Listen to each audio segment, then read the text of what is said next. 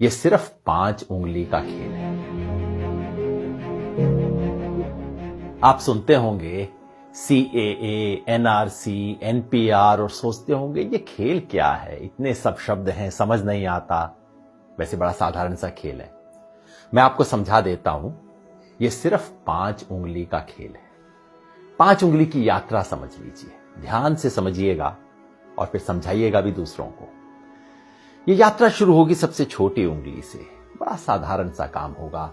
अप्रैल के महीने में आपके घर कोई आएगा, सरकारी कर्मचारी, हो सकता है स्कूल के टीचर कोई आए, कहेंगे हमें आपके घर सिर्फ गिनती करनी है कितने लोग रहते हैं। बस नाम पूछेंगे, कब पैदा हुए ये पूछेंगे, ये भी पूछेंगे कि आपके माता पिता चाहे हैं या नहीं है अभी, वो कहां पैदा हुए थे, कब पैदा हुए थे।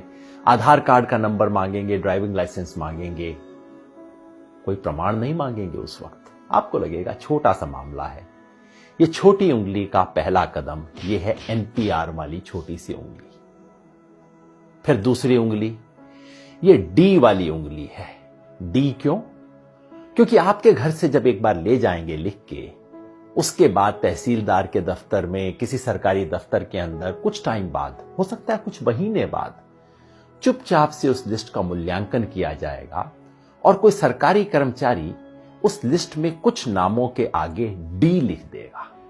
D का मतलब डाउटफुल, डाउटफुल का मतलब संदेहास्पद, जिस पर शक है। किस बात का शक है? कि ये भारत के नागरिक दरअसल हैं नहीं। भाई कैसे फैसला होगा? कानून में कहीं नहीं लिखा कैसे फैसला होगा। हो सकता है आप अपने माता पिता की आयु नहीं बता पाए हो, कहां पैदा हुए हैं नहीं बता पाए हो सकता है आधार कार्ड आपके नाम से इशू हो लेकिन आपके पास नंबर ना हो, कुछ भी हो सकता है। किसी भी आधार पे D लगा दिया जाएगा, आपको पता भी नहीं लगेगा, कोई आपसे पूछने भी नहीं आएगा और मामला तीसरी उंगली पर पहुंच जाएगा। ये तीसरी और बड़ी उंगली है, ये है NRC वाली उंगली। जिन लोगों के नाम के आगे D लगा होगा, समझ लीजिए आपके मोहल्ले में 500 लोग हैं, 1000 लोग हैं, उनमें से 50 के नाम के आगे D लग गया। उन 50 लोगों को चिट्ठी आएगी, पूरे परिवार में नहीं। हो सकता है परिवार में बहू को चिट्ठी आए, बेटे को ना आए, बाप के नाम चिट्ठी आए, पोते के नाम चिट्ठी ना आए। कुछ लोगों के नाम चिट्ठी आएगी और उन्हें कहा जाएगा, नोटिस दिया जाएगा, अब आप साबित कीजिए कि आप भारत के नागरिक हैं। कैसे साबित करेंगे? सरकार ने आज तक नहीं बताया। हमारे पास सिर्फ एक असम का उदाहरण है जहां पहले हुआ है NRC, और वहां क्या हुआ था? ना आधार कार्ड माना गया, ना राशन कार्ड माना गया, ना वोटर लिस्ट में नाम माना गया। कहा नहीं, ये सब नहीं चलेगा, आप प्रमाण लेके आइए कि आप कहां पैदा हुए थे।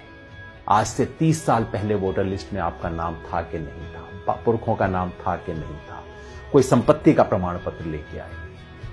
साधारण लोग कहां से जुटाएंगे प्रमाण पत्र? इसके आधार पे उनमें से कुछ लोगों ने जो अपने प्रमाण पत्र नहीं दे पाएंगे, उनका मामला चौथी उंगली पे पहुंच जाएगा। ये चौथी उंगली है फॉरेनर्स ट्राइब्यूनल की। यानी कि कहा जाएगा उस 50 में से समझ लीजिए 10 लोग बच गए जो प्रमाण नहीं दे पाए, जिनके पास कागज नहीं है, 15 लोग बच गए। उनको कहा जाएगा अब आपको आखिरी मौका दिया जा रहा है। ये उंगली आखिरी मौके की उंगली है। आखिरी मौका दिया जा रहा है, फॉरेनर ट्राइब्यूनल है, विदेशियों की अदालत है। अब उसमें जाके आप साबित कीजिए कि आप विदेशी हैं कि नहीं। अगर मुसलमान हैं तब तो कोई चांस ही नहीं है, क्योंकि यहां अब CAA का खेल शुरू हो जाए। अगर मुसलमान हैं, आपको विदेशी माना गया है, तो अब आप तो विदेशी हैं ही हैं, चाहे आपके बाप दादा यहां पे 500 साल से 1000 साल से रहते आ रहे हैं। अगर मुसलमान नहीं भी हैं तो पता है क्या है, आपको ये साबित करना पड़ेगा कि आप बांग्लादेश, पाकिस्तान, अफगानिस्तान से आए। अब आप सोचिए, बिहार यूपी में रहने वाले लोग, नेपाल की तराई में रहने वाले लोग, श्रीलंका में रहने वाले लोग, श्रीलंका के पास तमिलनाडु में रहने वाले लोग कहां से साबित करेंगे भाई कि हम पाकिस्तान से आए, बांग्लादेश से आए, अफगानिस्तान से आए? फॉरेनर ट्राइब्यूनल में अगर साबित आप नहीं कर पाए, जो लोग भी साबित नहीं कर पाए, वो लोग विदेशी घोषित हो जाएंगे और मामला अब चौथी उंगली से अब अंगूठे पे पहुंच जाएगा, अंगूठे तले दबने वाला। ये है डिटेंशन सेंटर। डिटेंशन सेंटर का मतलब जेल, विदेशियों के लिए बनी हुई खास जेल। भारत सरकार इसके नियम बना चुकी है। डिटेंशन सेंटर असम में बन चुका है, कर्नाटका में काम करना शुरू कर चुका है, बाकी 10 राज्यों में बन रहे हैं डिटेंशन सेंटर। जिस व्यक्ति के पुरखे पता नहीं कब से यहां पे रहते आ रहे होंगे, उसे अपनी ही मिट्टी में विदेशी बना के डिटेंशन सेंटर में डाल दिया जाएगा। यह है खेल। शुरू होगा छोटी उंगली से, एनपीआर से, और खत्म होगा कुछ लोगों के लिए। हो सकता है 1000 में से 1 लोग, हो सकता है 1000 में से 2 लोग डिटेंशन सेंटर में बन रहे। क्या ये चाहते हैं? अगर नहीं चाहते तो इसे रोकने का एक ही तरीका है। ये 5 उंगली का खेल कैसे रुकेगा? जैसे ही पहली उंगली मोड़ने की कोशिश हो, आप 5 उंगलियां कर लीजिए बंद, मुट्ठी लीजिए कस और उठा दीजिए अपना हाथ। विरोध करना होगा, यानी कि जब पहली उंगली उठे एनपीआर वाली, एनपीआर का बायकॉट करना होगा।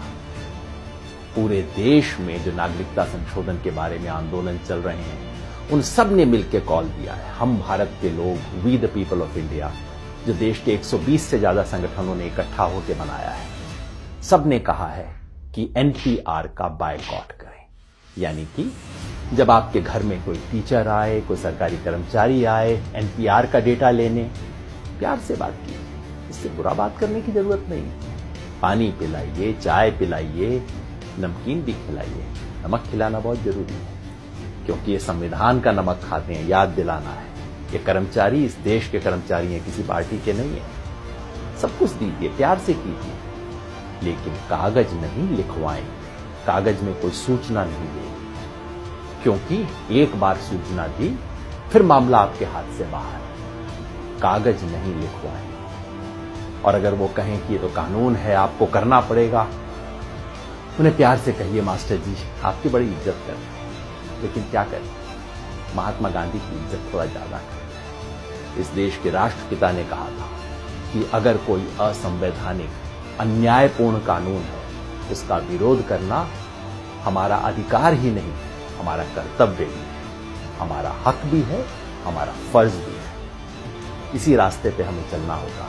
याद रखिए, हम संविधान बचाने निकले। एक हाथ में तिरंगा, दूसरे में संविधान, मन में अहिंसा और जन गण मन का ध्यान। इसी रास्ते पे हमें चलना है कि लड़ाई में हम लड़ेंगे और निश्चित जीतेंगे।